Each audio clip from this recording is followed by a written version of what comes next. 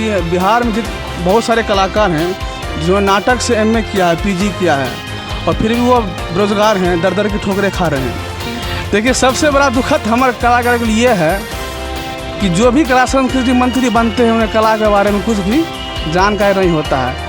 हाँ, कुछ दिन पहले बने थे हमारे विनय बिहारी जी, जो कि कलाकार थे, वो कलाकारों के लिए कुछ किए थे, लेकिन कुछ करने से पहले उनकी सरकार गिर गई और मंत्री पद से हट गए।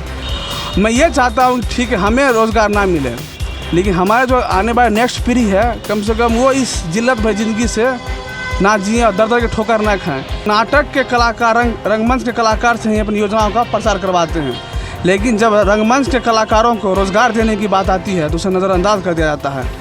मैं बिहार सरकार के शिक्षा मंत्री, कला संस्कृति मंत्री और माननीय मुख्यमंत्री से ये पूछना चाहता हूँ कि आखिर सौतेला व्यवहार क्यों?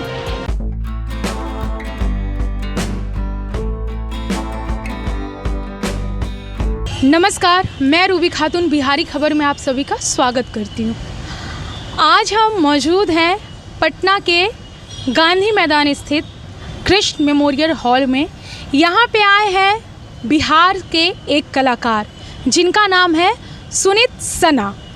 ये मधेपुरा के कलाकार हैं और जो हमने बिहारी खबर के माध्यम से पहले भी जो न्यूज़ हम चलाते आ रहे हैं, इस आंदोलन में हम कहीं ना कहीं साथ देते आ रहे हैं। नाट्य शिक्षक की बहाली, इनका जो मुहिम है, मुद्दा है, वो है नाट्य शिक्षक की बहाली। ये बिहार में जितने भी कलाकार हैं उन्होंने मिलकर बहुत बार पत्र लिखा है, बहुत बार जनता दरबार में ये लोग गए भी हैं, नीतीश कुमार से बात भी की है। बहुत सारे कलाकारों ने अपनी अपनी तरफ से बहुत सारा मुहिम भी चलाया, लेकिन उसका क्या अंजाम रहा, कितना सरकार की तरफ से इन लोगों को मिल पा रहा है, सुविधा मुहैया कराई जा रही है, इस पे हम बातचीत करते हैं। सुनीत जी, बिहारी खबर में आपका स्वागत है। जी, बहुत बहुत धन्यवाद आपका। ये जो आप लोगों ने मुहिम चलाई है नाट्य शिक्षक की बहाली, ये मुहिम क्या है? मुहिम देखिए ये है कि बिहार में बहुत सारे कलाकार हैं जिन्होंने नाटक से एमए किया है, पीजी किया है और फिर भी वो बेरोजगार हैं, दर दर की ठोकरें खा रहे हैं।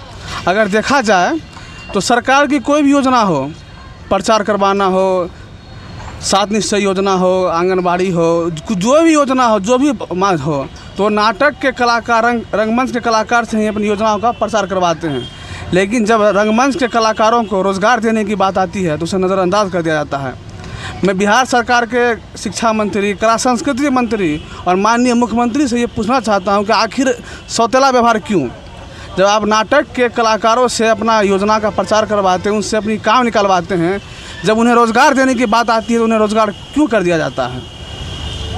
और सीबीएसई ने भी नाटक के पढ़ाई को स्वीकारा है, उन्हें उनकी महत्ता को बताया है, लेकिन बिहार के अंदर कितने सीबीएसई स्कूल हैं जहां नाटक की पढ़ाई होती हो? बीएड की बात करें आप, बीएड कॉलेज में 50 नंबर का संगीत और नाटक है जो पढ़ाना है।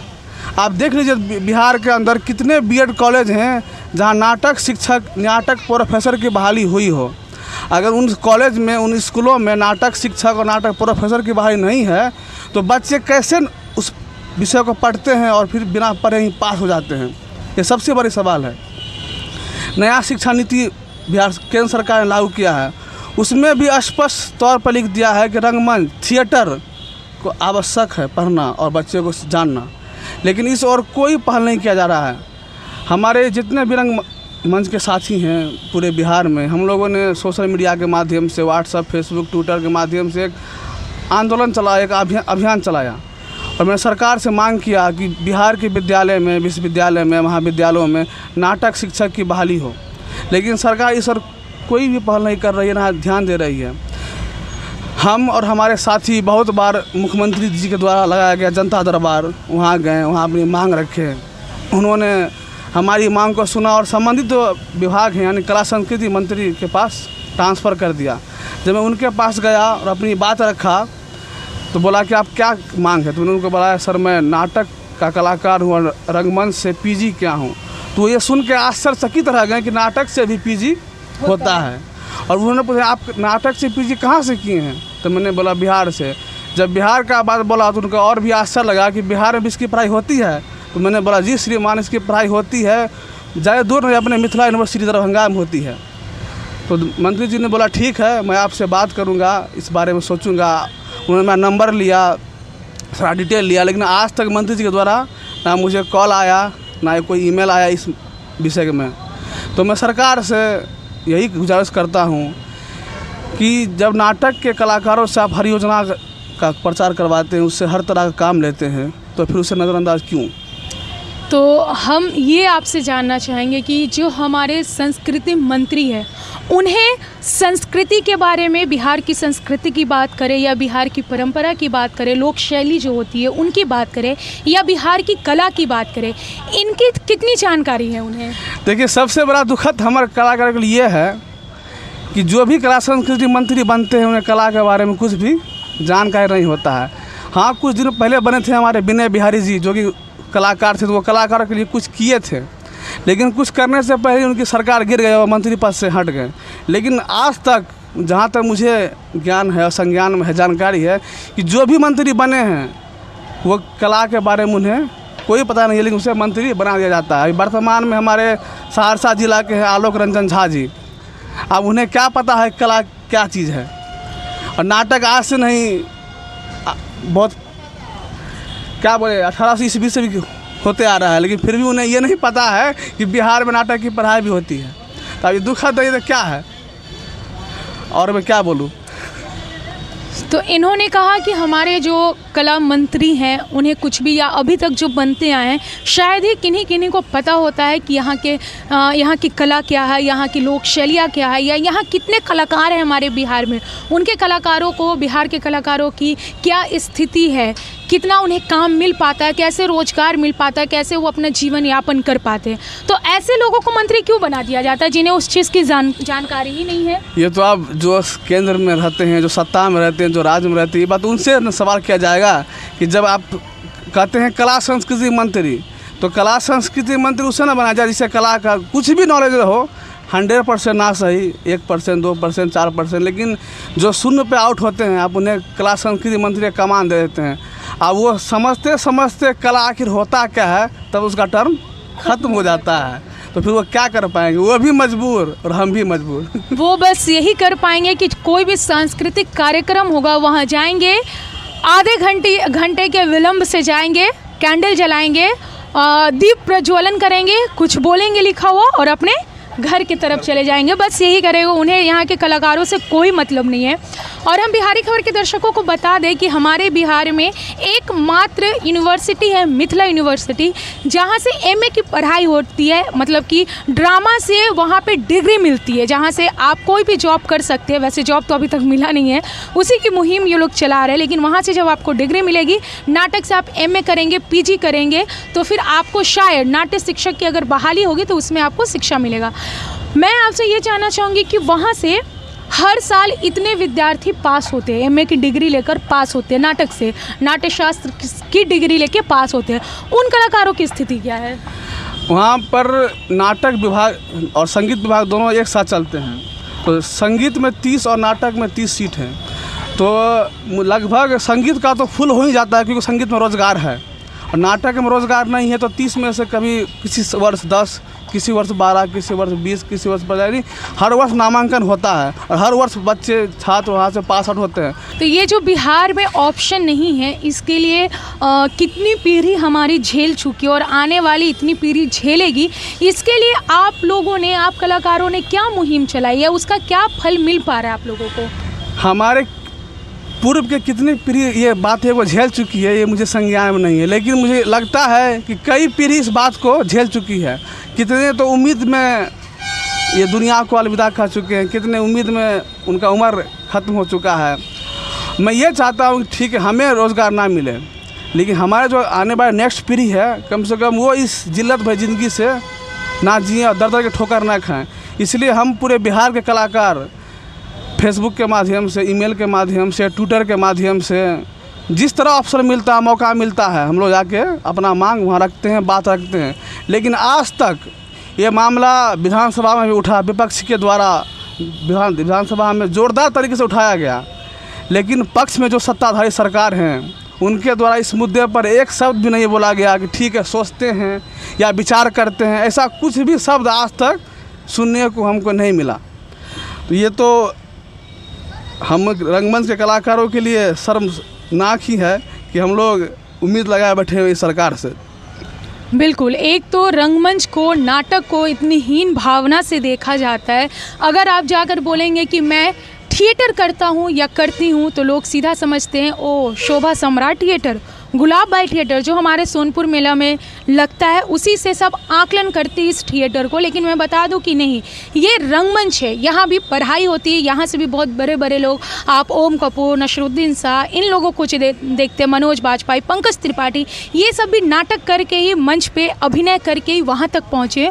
और ऐसे कितने लोग होर लगाए हुए हैं, सब मुंबई जा नहीं सकते। कुछ लोग रंगमंच को ही अपना जीवन मानते हैं, जिसमें ये लोग भी शामिल और इन लोगों की मांग है। ये लोग आए दिन अपने आंदोलन को तेजी करते हैं, तेज गति देते हैं कि नाट्य शिक्षक की बहाली हो, ताकि इन लोगों का जीवन भी अच्छे से चल सके, इन्हें सोचना ना पड़े। जैसे इन्होंने कहा कि कोई इस फील्ड को छोड़कर पत्रकार बन रहा है, तो कोई किराना का दुकान खोल रहा है, तो कोई चाय बेच रहा है, तो इन लोगों को भी या फिर हमारे आने वाली पीढ़ी की ज़िंदगी ऐसी ना हो, इसलिए इन लोगों ने मुहिम चलाई है। तो मैं आपसे एक बात ये जानना चाहूँगी कि अगर आप लोगों ने जो मुहिम चलाई है वो सफलतापूर्वक हो जाता है, हर जगह नाट्य शिक्षक की बहाली हो जाती है, तो इसकी क्या गारंटी है कि वहाँ पे धांधली नहीं होगी?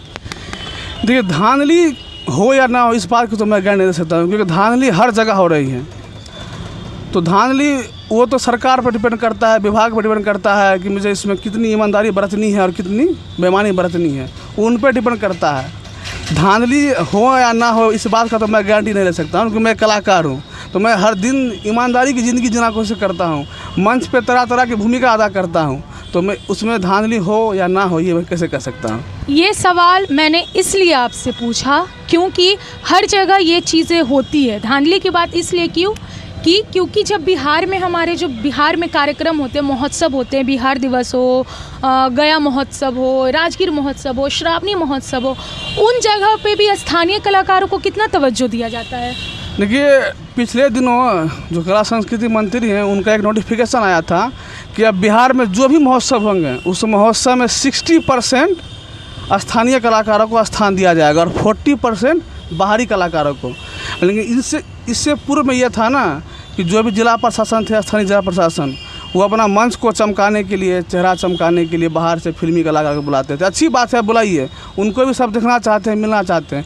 लेकिन सरकार कोई महोत्सव करवाती तो करवाती है स्थानीय कलाकारों के, ना कि बाहरी कलाकारों के लिए। अगर 3 दिवसीय महोत्सव होती है तो आप उसमें 1 दिन बाहरी कलाकारों को बुलाइए और 2 दिनों स्थानीय कलाकार रखिए।